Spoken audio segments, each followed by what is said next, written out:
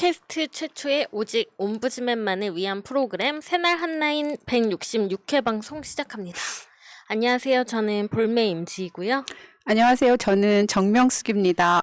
안녕하세요. 홍수입니다. 네, 벌써 8월의 마지막 주말이네요. 네. 벌써 굉장히 더운 여름이었는데 또 이렇게 시간이 가서 네, 이제 가을이 성큼 오는 것 같습니다. 네. 아직 덥긴 하지만 네. 임진님 오늘 너무 아름다우신 거 아닙니까? 살짝 춤을 추러 나가셔야 될 것 불금을 같아요. 지내러 어디 가시는 건지. 네, 불금의 새날에 있습니다. 네, 감사합니다. 네, 그러면 오늘 방송 시작해 볼까요? 네. 먼저 이슈 아닌 이슈인데요. 혹시 배반밀이라고 들어보셨어요? 배달 음식 반찬 가게 밀키트 이렇게를 밀키트. 네, 네네. 배반밀이라고 부른대요. 네. 그래서 최근에 중앙일보에서 이제 설문조사하는 플랫폼이랑 함께 20대에서 60대를 대상으로 그 끼니를 어떻게 보내는지 이거에 대해서 설문조사를 했는데 끼니의 절반 이상을 배반밀로 대신한다라고 응답한 사람이 35.1%. 그리고 끼니의 대부분을 배반밀로 해결한다라는 응답이 16.1%였다고 해요. 굉장히 많은 비율이죠. 그래서 그냥 우리의 식생활이 좀 바뀌고 있는 게 아닌가라는 생각에 한번 이야기를 나누고 싶어서 가져와 봤습니다. 여러분들은 어떻게 먹고 사시는지 궁금해서. 네. 예전에는 그 집밥이라고 해서 엄마가 해주는 밥만이 먹을 가치가 있다 이런 네네. 생각을 사실 저희는 많이 하고 자랐는데요. 요즘에는 반드시 그렇지 않다라는 거를 제 스스로가 좀 느끼고 있습니다. 네. 네. 저도 좀 약간 맛땡 여기 이런 데서 많이 이렇게 시켜 먹거나 거기 밀키트 같은 걸 많이 팔잖아요. 그래서 저희 집 보면은 복도에 이게 집 네 집 정도가 있는데 어느 날부터 그 집 앞에 다 뭐 쿠땡, 마켓땡, 뭐 쓱땡 이렇게 보냉팩 네네네. 보냉팩이 집집마다 앞에 이렇게 있는 걸 보면서 이제 저희 집 네 집은 다 있어요. 그 앞에 다. 그게 그래서 새벽에 다 그렇게 배달이나 밀키트 아니면 거기서 파는 음식들을 다 사실 야채 같은 것도 소분해가지고 파니까 네네. 그런 거 다 거기서 배달을 시켜 먹는구나 그런 생각이 드니까 이제 우리 집 앞에만 나와 있는 그 보냉팩이나 아니면 배달 음식이 별로 어색하지 않은 그런 시대가 된 것 같아요. 거의 혼자 사는 분들이 대부분. 그쵸? 거기 저희도 네. 원룸이니까. 그리고 이제 가족 수가 예전만큼 네. 많지가 않으니까 적은 가족 수가 뭔가를 먹기에는 사들이는 게 좀 양이 많을 때가 있어요. 네네. 네, 그러다 보면 한두 번 먹으면 사실 더 계속 챙겨 먹지 않고 버리게 되고 맞아요. 그러다 보면은 그냥 어쩌다 또 한두 번씩 외식을 하거나 뭐 배달 음식이나 밀키트 같은 거 네. 주문해서 집에서 그냥 반조리 상태에서 조리해서 먹고 그게 더 조금 네. 나을 때가 있어요. 요리에서 예전에 이제 제가 아는 동생이 신혼부부였는데 제가 아는 동생은 남자였고 근데 요리를 할 때 본인이 재료 손질을 다 해주면 이제 그 아내가 요리를 한대요. 근데 요리의 대부분은 사실 재료 손질, 재료 손질이 가장 정성과 시간이 많이 들잖아요. 그러니까 이런 것들이 실제 생활에서 막 내가 일하면서까지 하려면은 굉장히 어려운데 밀키트나 이런 것들은 재료 손질 다 되어져서 맞아요. 소분해서 오니까 끓이기만 하면 되잖아요, 거의. 그래서 이런 간편한 것들이 사람들한테 많이 좀 사용이 되고 있고 이거는 어떻게 보면 지금 코로나 때문에 배달 음식이 늘어난 것도 있지만 내 일과 그 집안일을 또 같이 병행하기가 어렵기 때문에 또 이런 형상들이 좀 많아지는 게 아닌가 싶기도 하더라고요. 그렇죠. 주부가 또 바깥에서 일하고 들어와서 또 식사를 준비하고 이런 거는 상당한 노동이거든요. 네네네. 예. 그러니까 그런 것을 다 잘하기를 바란다는 것은 너무 힘든 네네. 짐을 지어주는 거고 살면서 뭐 때로는 정말 집에서 정성껏 해서 먹는 기쁨도 있지만 매일 그렇게 먹기는 어려운 것 같으면 이런 거를 활용하는 거는 오히려 생활의 지혜 같다는 생각도 들긴 하더라고요. 네. 그리고 코로나로 인하기도 하고 또 핵가족화 되기도 하면서 뭐 자영업자분들 아니면 집에서 있으시는 분들이 자기 살 궁리 밀키트라고 해야 되나? 그 가게 같은 데서도 밀키트 같은 거를 많이 네. 해서 팔고 반찬도 요즘에는 그냥 가게인데도 식당인데도 반찬을 내다 파는 그런 집들도 많아지니까 서로 그게 윈윈하는 그런 거라고 생각해요. 네네. 음. 다만 조금 여기에서 우리가 더 음. 고민해야 될 거는 이제 일회용품 사용이 아, 아닌가. 맞아요. 그 너무 네. 이 배반밀의 대부분이 일회용품이잖아요. 맞아요. 그래서 요즘에는 그 리유저블 컵 같은 거는 음. 많이 또 사용이 되고 있는데 배달 용기 같은 것도 그런 식으로 하면 어떨까 싶은 생각도 들고 이게 이제 보편화되었다고 생각하면 그걸 환경과 어떻게 연관시킬 네. 것인지에 대해서도 좀 고민할 때가 된 것 같아요. 그게 종이로 오는 좀 집들도 많은데 그것도 어차피 버리면 재활용 안 되는 거니까 네. 지저분하게 버리면 음. 말씀대로 그런 것도 굉장히 중요한 것 같아요. 맞아요. 저도 전에 음. 그 배달 음식은 아니고 이제 밀키트랑 뭐 이런 간편한 냉동식 이런 것들 시켜 먹었는데 거기에 온 그 뭐라 그러죠? 아이스팩이 예전에 그 겔로 된 이걸로 쓴 거예요. 아, 그래서 예전 거. 거기에다 이제 민원 넣었거든요. 이거를 좀 바꿔줬으면 좋겠다. 이거 바꾸기 전까지는 이용하지 않겠다. 오, 민치님 때문에 바뀌었나? 아, 요즘에 아니야, 겔 많이 아직- 안 쓰더라고. 물 네. 얼려가지고 네, 그걸로 많이 맞아요. 해. 근데 거기는 그런 민원이 좀 들어오는데 그래서 고민하고 있다라고는 응답이 왔더라고요. 그래서 여기에서 아이스팩으로 바꿨다고 하면 물로만 사용한 그 아이스팩으로 바꿨다고 하면 그때부터 다시 이용해야지라고 생각하고 있습니다. 그래서 소비자들이 그냥 여기는 이걸로 하네라고 하는 게 아니라 적극적 의견을 개진하면 민원이 많이 들어오면 아무래도 그 기업도 고민을 하게 되거든요. 이런 것도 좀 우리 소비자들이 할 수 있는 그런 권리 행사가 아닌가 싶어가지고 네. 말씀드립니다. 그리고 다음 이슈는 아, 네. 이건 제가 뉴스로 직접 보고 이제 네. 유튜브로 찾아봐가지고 올린 건데 저희가 요즘에는 이제 QR 코드나 아니면은 안심콜로 해가지고 명부를 많이 하지만 어쩔 수 없이 이 작성해야 되는 경우가 있잖아요. 뭐 네. 핸드폰 두고 왔다거나 뭐.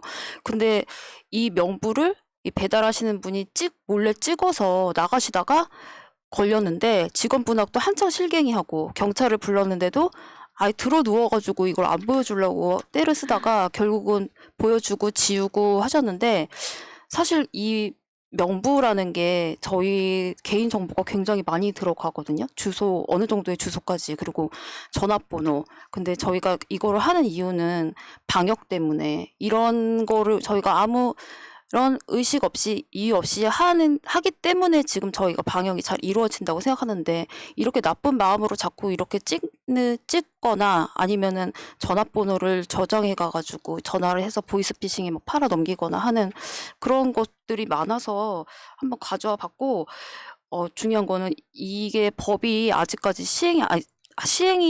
그러니까 법이 아직 없다고 해야 될까? 이걸 정보를 어디다가 팔아버리거나 아니면 뭐 유포하지는 않기 때문에 걸린다고 해서 그냥 정보통신법 정도로만 처벌을 한다고 해서 그것도 좀 저희가 생각을 해봐야 될 것 같다 해서 가져와 봤어요. 이런 문제가 계속 있었거든요, 지금까지. 그 해당 배달 기사는 어떤 목적으로 찍었다 이런 절대로 이야기를 얘기 안 안 한 하더라고요. 거죠. 뉴스에서 나오는데 들어 누워서 네. 얘기 안 해요. 끝까지 못 알아냈다고 그러더라고요. 그냥 대부분이 이제 요즘엔 QR코드 인증을 하긴 하는데 여전히 수기로 작성하는 곳들도 많이 있거든요. 네네. 저도 다니다 보면 수기 작성하는 곳들이 꽤 있어요. 근데 이렇게 앞에 가린 곳도 있지만 가리지 않고 그냥 이렇게 놔두는 데도 있더라고요. 맞아. 근데 이게- 의식적으로 그거를 저도 쓰다가 네. 유해를 이렇게 쳐다보게 되는 음. 뭐 사람들 전화번호를 외우진 않지만 이렇게 쳐다보게 되니까 그걸 나쁜 마음으로 하면 당연히 네. 찍을 수도 있겠죠. 이거를 좀 그 업주들 입장에서는 귀찮을 수도 있지만 사실 조금만 노력하면 되는 거거든요. 저희 전화번호로 출입명부 활용할 수도 있잖아요. 그렇죠. 그런 것들은 진짜 그냥 번호만 적어 놓으시면 되는 거고 그다음에 QR코드도 굉장히 전 간편한 걸로 알고 있어요. 그래서 그냥 본인의 휴대폰이나 이런 걸로 찍으시면 되는 건데 이거를 그냥 방치한다라는 거, 출입 명부를 그냥 방치한다라는 거는 어떻게 보면 좀 업주분들의 태만이 아닐까 싶기도 해요. 그래서 맞아요. 조금 좀 더 노력을 기울여 주셨으면 좋겠고, 뭐 구청이라거나 이런 데서도 조금 계도 활동 도와주고 이런 것들을 더 열심히 해야 되지 않나. 우리가 코로나가 바로 종식될 게 아니기 계속 때문에. 할 거기 네. 때문에. 그리고 그리고 뭐라고 해야지? 이것도 좀 그런데 내 전화번호를 적어놓고 시간, 날짜 다 적잖아요. 그러니까 내가 뭘 하고 그 시간에 네. 여길 갔다 간 것까지 이렇게 동선이 사생활에 노출되는 거니까 진짜 이거는 많은 생각이 필요한 것 같아요. 지금 우리가 이제 수기하는 거 있고 QR코드 있고 네. 그다음에 안심콜. 안심콜. 저는 이 세 가지 중에 안심콜이 제일 그냥 좀 좋아요? 좋더라고요. 저도요. 왜냐하면 제가 QR코드 이런 거 어. 뭐 설치하거나 이러지 않아서. 설치 안 하셔도 됩니다. 네. 어쨌거나 그래서 안심콜 같은 경우가 오히려 네. 전화 한 번 걸고 끝이니까. 저 같은 경우는 그렇더라고요. 그러면 이제 네네. 어른들도 아마 이런 게 더 편하죠, 네. 편하지 않을까 그런 생각이 음. 들었어요. 명수님 마음 이해하는 게 저도 핸드폰에 QR코드 있는데 어쩔 때는 가방에서 꺼내기 귀찮아가지고 아, 막 하기 귀찮아가지고 어쩔 때는 명부를 쓸 때도 있거든요. 네. 근데 이 뉴스를 보고 나니까 아 이제 조금 약간 각성을 해야겠다 이런 생각이 음. 들어서 네 가져와 봤어요. 아니 최근에 그 광고 문자가 굉장히 늘었어요. 아, 그래요? 최근 갑자기 일주일 사이에. 그래서 그래서 도대체 왜 이렇게 늘었지 생각을 해봤는데 갑자기 이 뉴스를 보니까 아. 그런 데서 유출이 됐나라는 그쵸. 생각이 지금 드는 거예요. 네, 그래서 조금 이거는 오히려 좀 업주분들이 노력을 더 해주셨으면 좋겠다라는 생각이 드네요. 네, 다음 이슈 갈까요?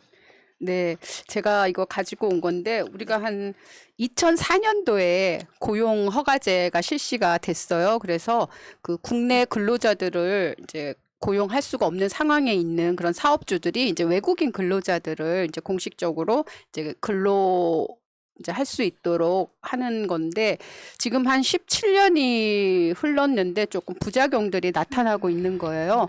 그러니까 의도하지 않은 결과일 수도 있는데 그 가끔 그 뉴스에 보면은 외국인 근로자들이 열악한 그 네. 주거 환경이 나올 때가 있었잖아요. 네네. 비닐하우스. 네, 뭐 그런 이런 거. 데서 뭐 더운데 에어컨도 없고 그다음에 아파도 병원 가기 어렵고 여러 가지 열악한 상황들이 나왔는데 그래서 이제 얘기되는 게 고용 허가제가 아니라 노동 허가제로 좀 바꿔야 된다. 그 보통 우리가 선진국이라고 하는 나라들은 거의 다 노동 허가제를 하고 있거든요. 네. 이거는 뭐냐 하면은 그 자기의 상황이 열악해지거나 그다음에 사업주가 어떤 계약대로 이행을 하지 않을 때에는 그 사업장을 옮길 수가 있어요. 근데 지금 고용 허가제의 이 제도 아래에서는 딱 그 고용주가 이렇게 해주지 네네. 않으면 옮길 수가 없는 거예요. 그러니까 자기가 열악한 환경에 있고 뭐 불이익을 당하고 차별을 받아도 그냥 그 곳에 있을 수밖에 없는 그런 현실이기 때문에 네. 이것을 노동 허가제로 바꾸는 그런 작업이 반드시 이루어져야 한다라는 의미에서 가져와 봤습니다. 말이 네. 굉장히 별거 아닌 것 같은데 고용 허가제는 그럼 거의 노예 계약 같은 그렇죠. 어떤 사업주를 만나느냐에 따라. 근데 문제는 고용 허가제에서도 외국인 근로자들을 국내 근로자들과 동등한 대우를 해야 된다고 명시가 되어 있는데도 네네. 불구하고 조금 악덕 사업주라고 해야 될까요? 조금 그런 분들이 있어서 좀 고통을 받고 있는 그런 외국인 근로자분들이 있습니다. 네.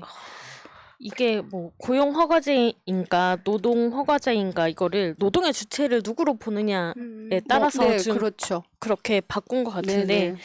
예전에 진짜 이 법이 시행됐던 17년 전만 해도 우리가 이주 노동자에 대한 시선들이 곱지 않았잖아요. 네. 이 사람들이 우리나라에서 정당하게 일을 한다라는 거에 대해서 그게 당연하다는 생각을 가진 사람들이 많지 않았고 그렇기 때문에 고용 허가제가 되었던 것 같은데 이제는 좀 이 법이 허점이 너무 많고 그다음에 노동자의 노동권을 보장해주지 못하고 인권을 보장해주지 못하니까 바뀌는 게 맞는 것 같고 그 실업급여를 받을 때도 보면 그 자발적 퇴사라고 하더라도 인정이 되는 경우가 있어요. 실업급여가 인정이 되는 경우가 그게 이제 현저하게 어떤 조건이 기존의 노동 조건보다 이렇게 떨어질 때 뭐 갑자기 그 지역이 옮겨지거나 아니면 뭐 수입이 갑자기 어떻게 뚝 떨어지거나 약간 이런 식의 것들이 충족이 되면 실업급여를 받을 수 있는 조건이 되는데 이게 고용 허가제이면 그런 것들이 인정이 안 되는 거잖아요. 안 해주겠죠. 네. 그렇죠. 주면. 바뀔 필요가 있는 것 같다라는 그렇죠. 생각이 들고 그리고 그 네. 상황이 이렇게 열악하다 뭐 여러 가지 것들을 입증 책임이 그 노동자에게 있는 거예요. 그러니까 더 어려운 현실이. 그러니까 법이나 제도라고 하는 것도 네네. 또 시간이 흐르면 상황이 바뀌고 또 의도치 않았던 결과들이 나오게 되면 반드시 변화를 해야 되고 개선을 해야 되는 거잖아요. 네. 근데 이제 뭐든지 뭐 처음에 정해져 있다고 그게 끝까지 가리라는 보장은 없는 거고 그럴 필요도 없고 네. 예, 반드시 이게 또 변화가 있어야 됩니다. 근데 갖고 오신 뉴스에 보니까 다음에 날아와서 이렇게 산업재해 당해서 다쳤는데도 그런 거 못 받는 경우는 정말 마음이 아프네요. 그렇죠. 그러니까 네. 이게 정식으로 허가를 받고 들어와서 일을 하는 것임에도 불구하고 단순히 우리보다 못 사는 가난한 나라에서 왔다는 이유만으로 그 사람 자체를 그런 식으로 대우한다는 건 있을 수가 없는 일입니다. 네. 진짜.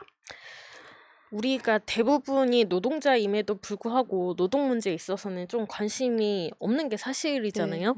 거기에다가 이주 노동자의 문제는 진짜 그때 뭐 비닐하우스 이런 것처럼 그 큰 사고가 터지지 않는 한 관심은 거의 안 두게 되는데 이런 부분에 있어서 우리도 관심을 가지고 좀 의원님, 국회의원, 정치인들 이런 분들이 많은 관심을 가져서 좀 개선이 됐으면 좋겠습니다. 네. 지금 이 우리나라에도 벌써 외국인 노동자들, 이주 노동자들 굉장히 많은 현실이잖아요. 그렇죠. 또 우리나라에 와 있는 외국인 수만 해도 거의 500만 이상이 된다고 하더라고요. 매일매일 지나다니면서 마주치게 됐잖아요. 네, 이제 네. 일상이 됐으니까. 네, 네. 네. 거기에 대해서도 우리가 선진국이니까 네, 제도를 다 개선해 나가야 될 것 같습니다. 네. 네, 이슈 아닌 이슈였습니다. 네, 이번 주는 이메일이 안 왔어요. 서운합니다. 서운합니다. 이메일이 많을 줄 알고 댓글을 조금만 뽑았는데 네, 여러분들 이메일 많이 보내주시기 바라겠고요. 댓글 가겠습니다. 네. 김은경님. 이제껏 조국 장관 관련 결과가 나올 때마다 한숨을 쉬고 속상해했지만 진짜 오늘은 체한 듯 명치 끝이 꽉 막혀 갑갑하다. 그래서 이제 어제 새벽 부산은 벼락이 세상을 쪼개버릴 듯 했다. 김희연님. 정말 화가 나서 잠이 오지 않네요. 조민양 또래의 딸을 둔 아빠로서 창피하고 미안합니다. 대한민국 국민인 것이 자랑스러웠는데 오늘 같은 날에는 정말 싫어지려고 합니다. 조국 장관님 가족의 실현의 시간이 하루빨리 끝나기를 기도합니다. JSK님, 견디기 힘든 나날이지만 제발 잘 견디어 주시길 바랄 뿐. 해드릴 게 아무것도 없어서 무기력할 뿐이네요. 조국 장관님 가족에겐 진정 빛이 안 보일까요? RHS님, 난 솔직히 조국 교수를 특별히 지지하는 사람이 아니다. 근데 정치판에서의 싸움으로 인해서 한 젊은이의 노력과 그동안의 삶이 모두 부정당하는 게 너무 안타깝다. 이런 기준으로 학위를 취소할 것 같으면 학생부나 각종 활동에 따른 가산점 등이 적용되는 입시 제도를 거친 학생들을 탈탈 털면 대부분 입학 취소가 되지 않겠나? 대통령의 인사에 검찰총장 따위가 감히 대들고 한 가족을 파멸시키기 위해 온갖 노력을 퍼부은 결과인데 그 행위가 제대로 제어가 되지 못한 점이 너무 아쉽다. 윤경희님, 부산대 앞에서 시위라도 해야겠네요. 소규모 유튜브 채널 멤버들 합심해서라도 이번 일은 그냥 넘어가서는 안 됩니다.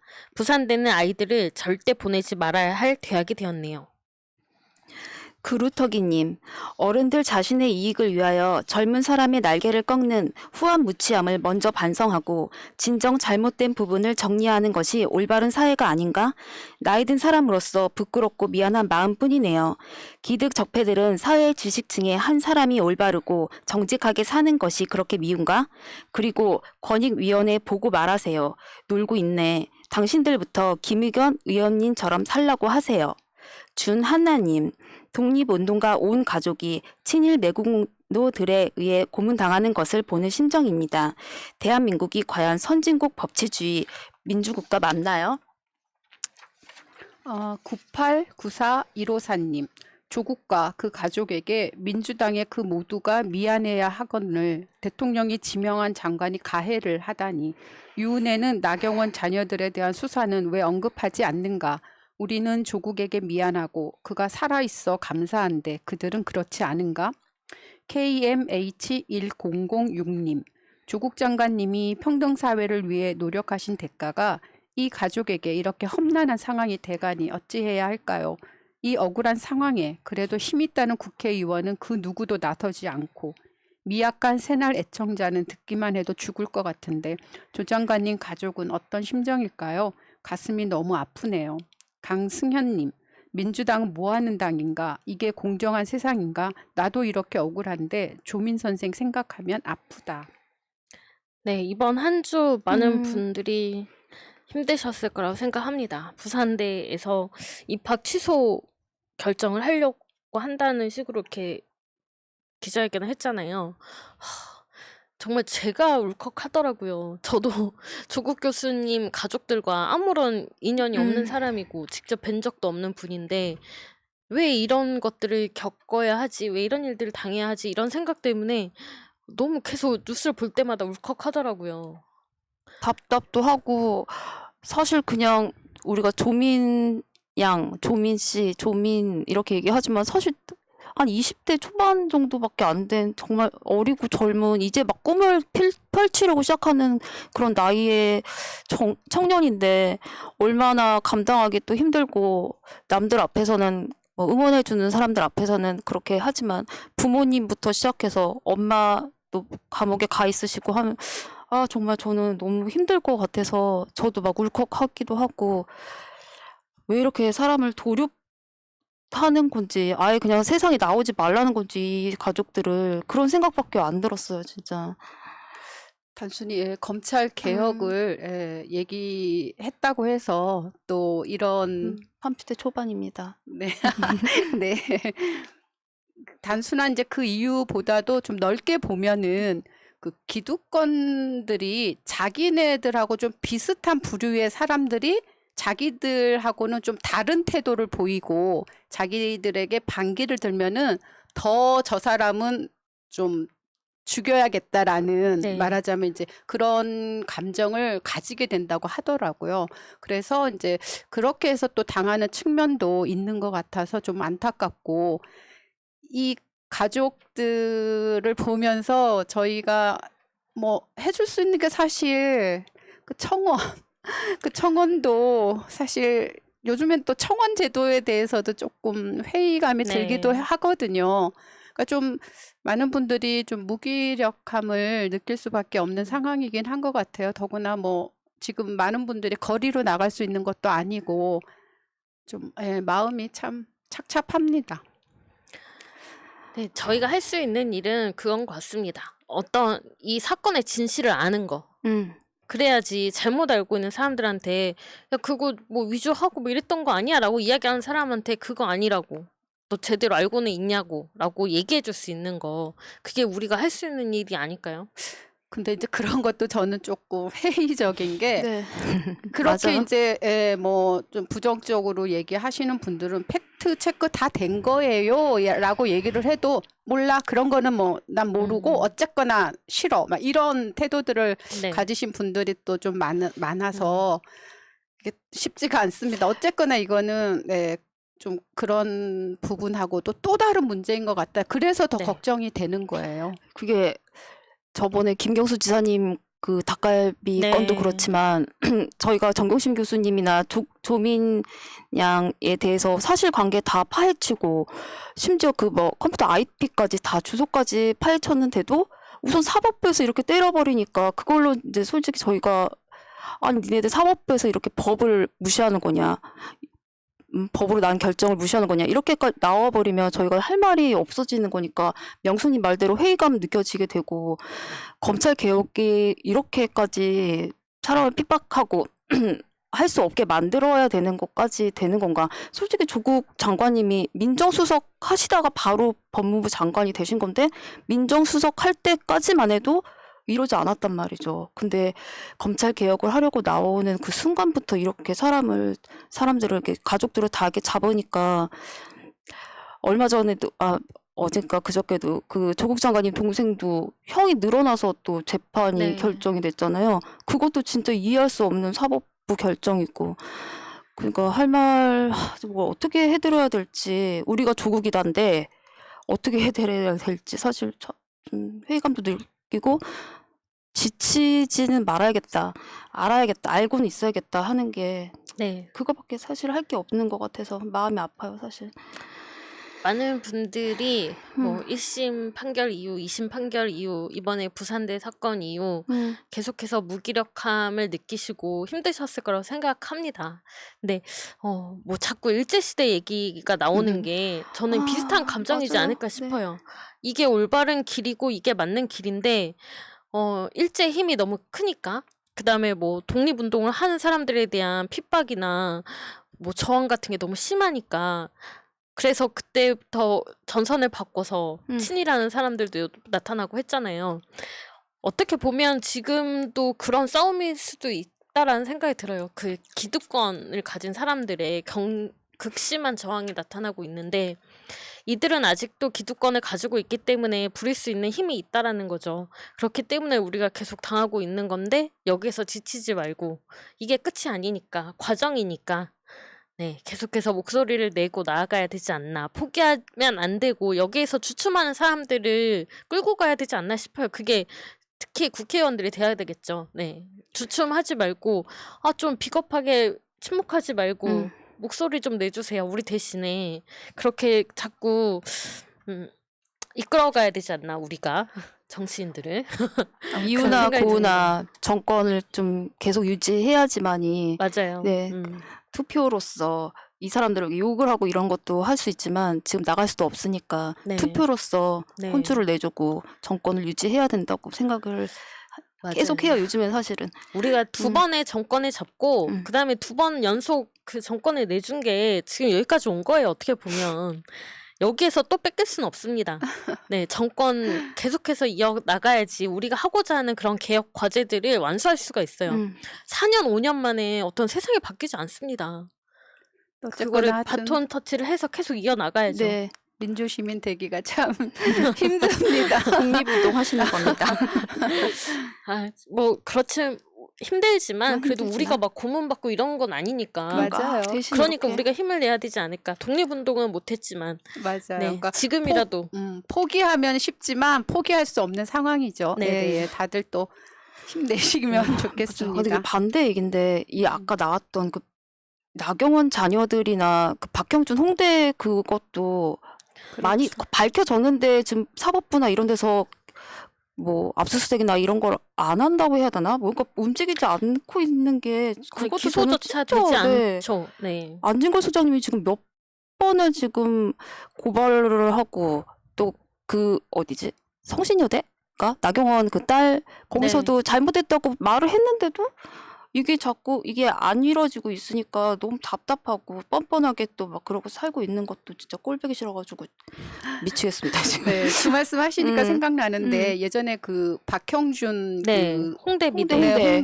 네. 미대 그 홍대 쪽에서는 교육부에서 자신들에게 지시를 하면은 자기네들이 공개하거나 조사를 하겠다고 했는데 사실 교육부에서 어떤 조치를 했다는 뉴스는 제가 못 들었거든요. 싹 들어갔죠. 네, 시작되고 근데 나서. 지금 네. 여기 유은혜 네. 장관 같은 경우가 그 전에 한번 그 나왔을 때 보고 뭐 이렇게 조사하라고 했었잖아요. 그래서 아니 구태여 나서서 이렇게까지 얘기하는 게 뭘까 했는데 이번에 이제 그러한 문제들도 좀 많이 부각이 되는 것 같아요. 왜 그랬을까라고 네. 하는 점도 국정감사에서 정청래 의원님이 왜 나경원 자녀들 조사 안 하냐고 혼을 냈는데 하겠다고 해놓고 또 지나면 또 사르륵 끌어지고. 홍대 미대는 진짜 조사해야 되지 않습니까? 너무 그 시장 당선된 이후로 모든 의혹들이 싹 없어졌어요. 사라졌어요. 네. 그리고 한다고 했는데도 그때 딱 한다고 막 말 나왔을 때는 한다고 해놓고서 진짜 말씀대로 시장 되고 나서 싹 모든 게 사라졌어요. 유은혜 장관 지금 뭐 하고 있는 겁니까? 네. 이제 말이 대법원 판결도 남았고 그다음에 부산대 이번 결정이 사실 위법적이다라는 이야기들이 많이 있기 때문에 이대로는 안 될 것이다라는 생각이 좀 들고요. 네. 한번 계속 우리가 지켜봐야 될 것 같습니다. 맞아요. 계속 할게요. 네. 김원님, 줄리 사기 학력 이력서 덮으려고 조민 것을 무리하게 내놓은 것. 노형구님, 대한민국 기득권 카르텔을 다시금 느낀다. 기득권 카르텔은 여야 정치권 말고도 사회 속속들이 퍼져 있는 것 같다. 노무현 대통령님이 마음먹고 개혁을 하려다 같은 동지라고 느꼈던 사람들의 배신으로 마음이 아팠을 것이다. 정치에 관심 없던 내가 이재명 지사의 파이팅을 보고 지지하고 있고 주위 분들 설득하고 있지만 너무나도 어이없이 벌어지고 있는 모든 현실에 이재명 지사가 온몸에 피를 흘리며 싸움을 할 수 있을까 하는 생각이 머릿속을 문득 스친다. 민주당에 바란다. 원팀으로 뭉쳐 개혁하자. 그들과 야합하는 수박님들이 없기를 바라지만 요즘 모 진영에서 믿음을 주지 않는 것에 마음속이 개운치는 않다.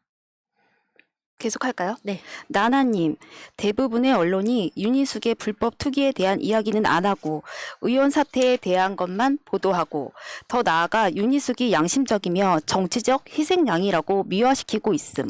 한국 언론들이 스스로가 수구 세력의 방패막이가 되는 것을 넘어 나라의 암덩어리가 되었음. 김영님, 윤희숙 아버지는 농지를 왜 땅값 비싼 세종에 사서 농사를 지으려 했을까요? 전국에 공기 좋고 물 좋고 땅값 싼 곳이 많은 것 같은데 우린 유치원생이 아니라는 걸 모르는지 윤희숙. 오하늘과 땅과 그리고 바다. 나는 임차인입니다. 발언하기 직전까지 다주택자였던 가짜 임차인. 이번엔 연세가 80인 부친이 아무 연고 없는 세종시 인근에 농사를 짓겠다고 농지를 매입. 농사 짓겠다고 매입해놓고 농사 짓지 않음. 왜? 당시 윤희숙이 한국개발연구원에서 맡은 업무는 세종시 스마트 국가산업단지 개발연구, 산업단지 개발연구, 농사가 아니라 부동산 투기, 정보는 어찌 알고, 설마 내부 기밀 유출, 누가? 단지 딸이 한국개발연구원에 근무해서 맡은 일이 세종시 스마트 산업단지 개발연구. 박주영님, 당연히 자금 추적 등 더 들여다봐야 하고 한국개발연구원 전수조사 가자. 지금 자리에 옮긴 당시 재직자 및 가족 포함. 네, 어떻게 보면 LH보다 KDI에서 가지고 있는 그런 정보들이 더 많을 수 그쵸. 있거든요. 네, 그 LH는 어쨌든 그 주택 보급에 관련된 것들만 가지고 있지만 KDI는 국가 전반에 대한 그런 개발 연구를 하는 곳이기 때문에 더 많은 정보들이 있고 산업단지, 여기 있는 산업단지라거나 여러 가지 그 타당성 조사라거나 그쵸. 이런 것들 다 하는 곳이기 때문에 KDI 전수조사는 이제 피할 수 없을 것 같아요. 많은 사람들의 지금 여론이 집중되고 있는 것도 있고. KDI라는 걸 저는 몇 번 안 들어봤는데 이번에 귀에 완전히 막 못이 박히게 들었는데 얘기를 들어보니까 임진님 말씀대로 LH하고는 현저하게 다른 그런 이해상충. 여기서 만약에 정보가 새에 나가서 보고 땅을 샀다면 굉장한 이득을 볼 수 있는 그런 정보들이 많이 갖고 있는 그런 곳이더라고요.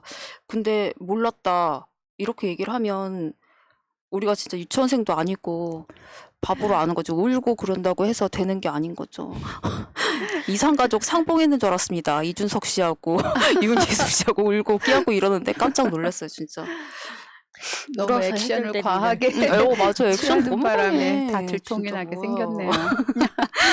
그리고 KDI가 음. 이런 중요한 정보를 다루는 곳임에도 불구하고 재산 신고를 하지 않는다고 해요. 여기 근무하는 사람들이. 어. 그래요? 네. 더 해야 되는 거 아닌가요? 그래서 사람들의 좀 분노나 이런 것들이 오. 더 많이 올라가는 것 같아요.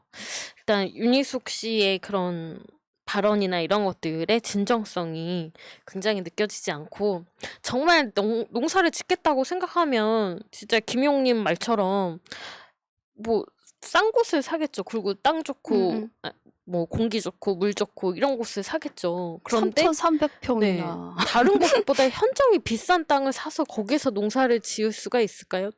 우리가 지금 농업으로 인해서 얻을 수 있는 그런 수익이나 이런 것들이 좀 많이 낮아지고 있는 상황에서 그리고 뭐 쌀 농사 같은 경우는 농부분들이 쌀을 막 그냥 억지로 버리기도 하고 이런 상황도 있었잖아요. 그만큼 쌀값이 많이 떨어졌기 때문에.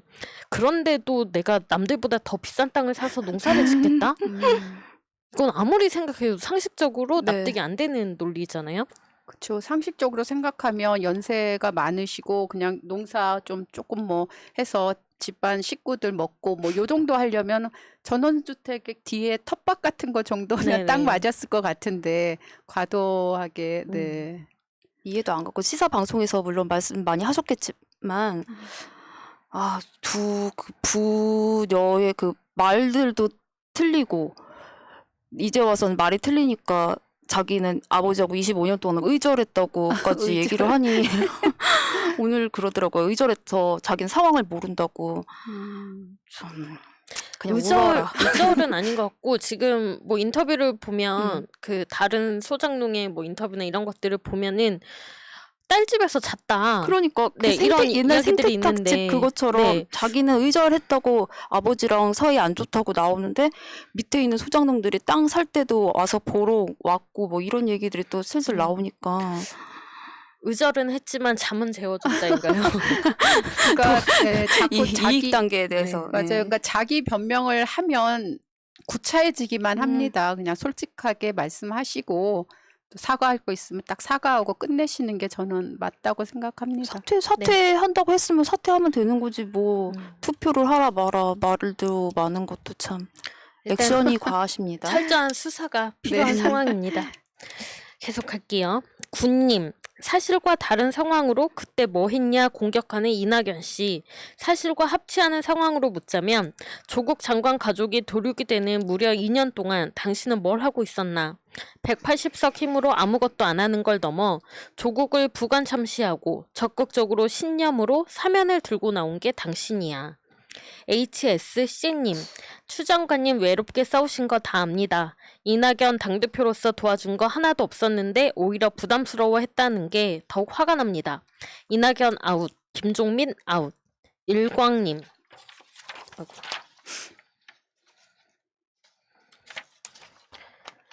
입법기관의 김종민 의원이 행정부의 추미애 법무장관을 상대로 벌인 정치검사에 대한 인사 청탁행위는 견제와 균형 원리에 입각한 삼권 분립 정신의 훼손일 뿐만 아니라 검찰 개혁을 바라는 촛불 국민으로 하여금 배신감마저 느끼게 한다. 이에 임기응변식 변명이 아니라 진정성 있는 사과와 지금부터라도 검찰 개혁, 입법 활동에 적극 나서야 한다. 그래야 성남 촛불 민심을 되돌릴 수 있다. 이경수님, 이쯤 되면 이재명의 숨은 조력자가 아닐까 싶다. 이렇게 정무적 감각이 없을 수가. 이제 와서 세종시 운운이라 아직도 개돼지로 보인다 이거지. 그냥 헛웃음만 나온다. 그만 하소. 김영주님, 이낙연 후보님, 이 방송은 모니터링 하시는 것 같아 글 씁니다. 후보님의 정체성은 뭔가요? 요즘 하시는 걸 보면 일 잘하는 지사 그만두라 하는 것. 일 잘하려는 사람, 친일파로 몬 것, 잘하는 유튜브 블랙리스트 만든 것, 이렇게 세 가지밖에는 생각이 나지 않습니다. 한때 이낙연 후보님을 지지했던 시민으로서 성찰의 시간을 가지셨으면 좋겠습니다. 자신의 정체성이 어떤 모양이고 어떤 것인지부터 찾으시는 게 좋을 것 같습니다. 저는 골목에 조그마한 식당을 하는 촌부이지만 장사라는 건 물건을 파는 게 아니라 사람의 마음을 얻는 거라는 걸 늘 마음에 새기고 있습니다. 하물며 정치는 더하겠지요. 네, 탁꼼꼼님. 당대표 나올 때도 의아했습니다. 임기를 다 채우지도 못할 당대표 당연히 양보할 거라 생각했습니다. 그 당시만 해도 이낙연 지지자였습니다.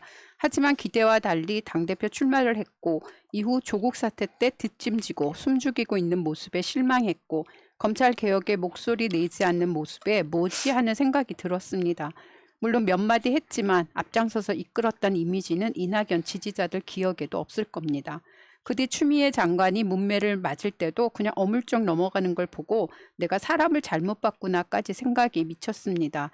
마지막으로 제가 분노하고 완전히 등 돌린 건 전 대통령 사면 얘기 꺼냈을 때입니다. 당대표 기간 내내 미적지근한 태도에 지지자들도 등 돌리고 있는 판국에 어설프게 중도에게 손 내미는 모습에 저쪽과 내통한 게 아닌가 싶을 정도로 화가 났습니다. 이게 이낙연 지지자였던 제가 마음속으로 응원을 했지만 대선에서 상대방에 흠잡힐 게 많은 사람이라 생각이 돼서 차등으로 밀어놨던 이재명을 지지하게 된 이유입니다. 그 후로 경선 과정에서 이낙연과 캠프의 행태를 보고 있자니 어쩌면 저 정도로 유치하고 정무 감각이 없는 건지 차라리 지금이라도 본 모습을 드러낸 게 다행이다 싶더군요.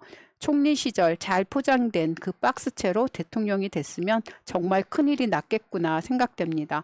한때 지지자였던 사람으로 충언드리자면 더러운 꼴 그만 보이고 자중하시라 전하고 싶습니다.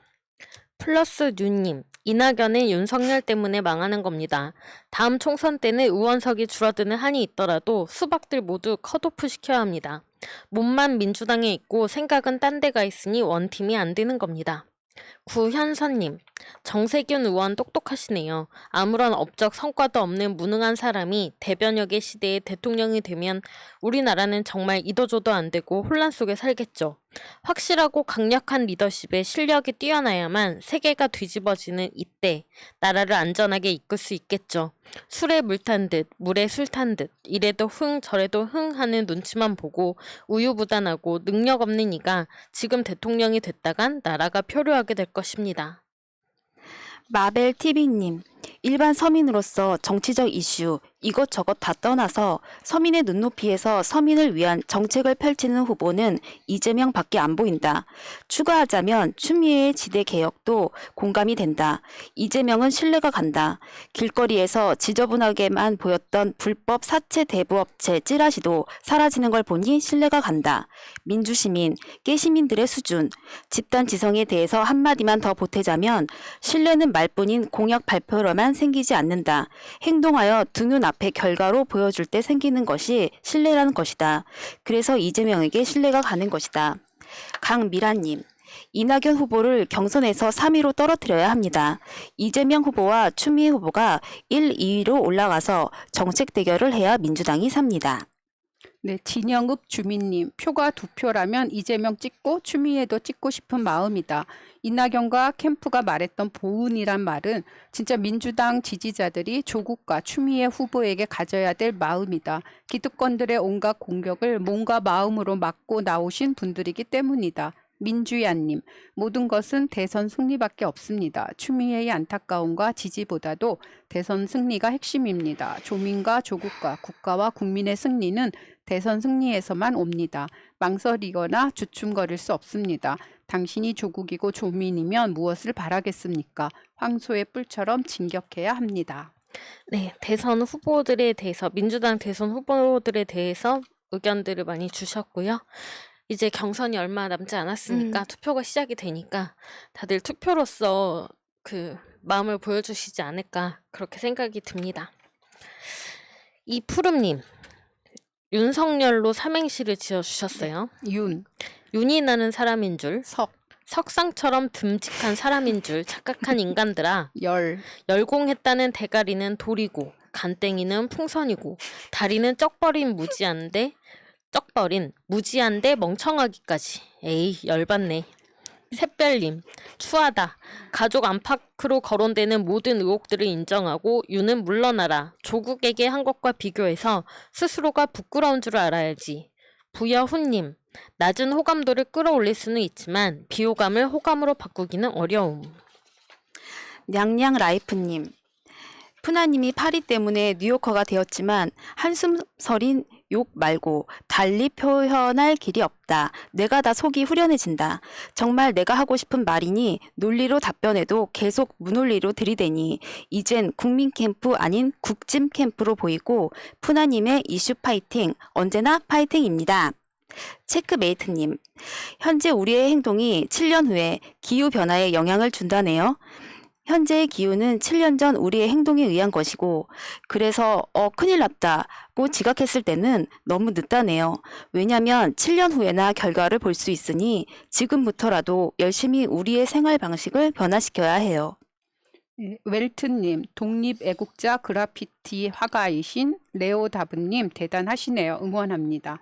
정린님, 청국장 들으면 들을수록 청국장처럼 진국이라 생각 들어요. 네 분의 말씀과 생각을 들으면서 기성세대로서 반성도 하면서 젊은이들의 생각도 알 수 있어 진짜 유용하네요. 청국장의 뉴 리스너로서 감사드리며 주말에 영상 올라오면 이번 주 내용은 뭘까 궁금해하며 플레이하게 되네요. 다시 한번 네 분과 새날에 감사드려요. 이종섭님, 블랙리스트 선정에 심심한 위로와 축하를 드리면서 저의 작은 추천과 구독 드리고 갑니다. 힘내세요. 네, 감사합니다. 레오다부님이 그리신 그 그라피티. 애국지사들의 그림들이 있는데 제 금요시사 때 노트북에 김구 그 선생님 네. 그림 붙어 있거든요. 그게 레오다부에서 그린 어. 건데 네, 혹시나 한번 화면에 비칠지는 모르겠는데 네, 봐주세요. 네, 여기까지 여러분의 댓글이었습니다. 감사합니다. 오직 공감뿐 사연입니다. 9시 30분부터 6시가 근무 시간입니다.